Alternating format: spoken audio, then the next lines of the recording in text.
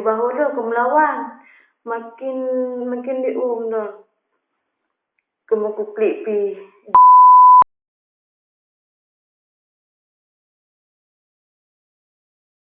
Assalamualaikum warahmatullahi wabarakatuh. Saya Lon yang nama Jihnita Rosita yang ateh nan video yang diedarkan di Barisan Nagan Raya dan seluruh grup Aceh. Tolong bek ne bagi bek le ne viralkan videonya sebabnya video kat kereta bek le kaje. Gulai yang kabati bek le ne jak putuum bek le ne pucawa bek le ne bangkit-bangkitkan le masa lalunya. Lon kero tiro inong dijebak oleh wagam. Lon inong dong masanya umur 17 tahun dengan anak umur 4 bulan.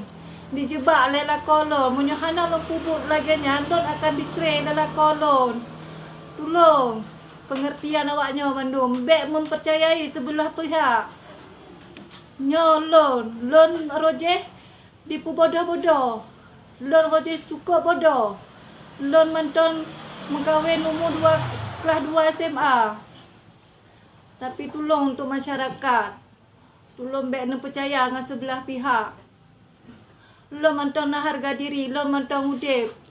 Jadi munyo awak rona munyo kemeng hujat bek hujat bak media sosial munyo kemeng secara langsung jak bak lon tanya berjelas pu yang terjadi sebenarnya malamnya. Akan lon perjelas Bandung. Sedih tak lo ngebak video don war bewa belah kat tutup kat kelar hana masalah le tapi bek ne ukir le masalahnya munyo awak ron ke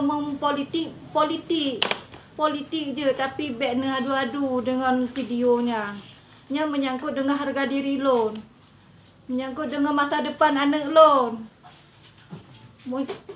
munyo awak ron menton viralkan videonya jalur hukum nah.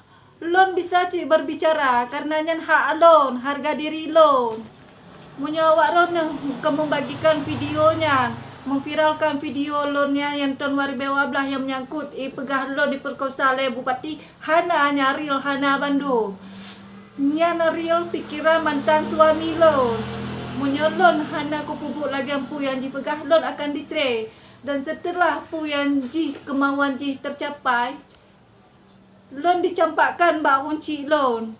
Umur 17 tahun lon cerai dengan lako lon. Umur 4 bulan anak lon. Benda awaknya tepu Bandung. Lon bersusah payah kupu hudip anak lon.